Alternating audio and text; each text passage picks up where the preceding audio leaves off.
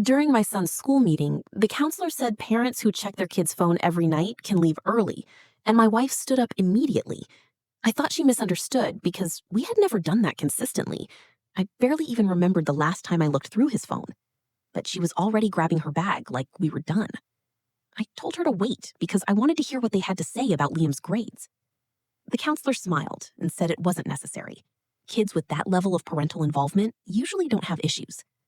Around the room, a few parents were already leaving, looking relieved, like they passed some test. I leaned closer to my wife and said, "We don't check his phone every night." She stopped mid-step and slowly sat back down.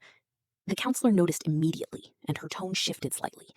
She asked us to stay, and once the room cleared, it felt quieter, heavier, like we were suddenly in a different meeting altogether. I asked if Liam was doing okay, and she said academically, he was doing great, above average in most subjects. No behavioral complaints. But then she paused and opened a folder and said there were some concerns.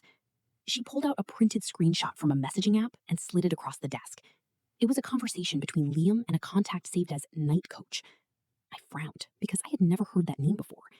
The messages weren't inappropriate, but they were strange. The person was asking him what time he usually slept, what time he woke up, whether he ever felt like people were watching him. Liam had responded like it was normal, like this was a routine conversation. I asked what this was, and the counselor said they had flagged it because several students had similar contacts under different names. I felt a chill run through me. My wife grabbed my arm and asked if this was some kind of scam or predator situation. The counselor shook her head and said they weren't sure yet. It didn't stop there. She pulled out another sheet. This time it was a short essay Liam had written in class about his daily routine. It said he talked to someone every night before bed, someone who helped him organize his thoughts and prepare for the next day.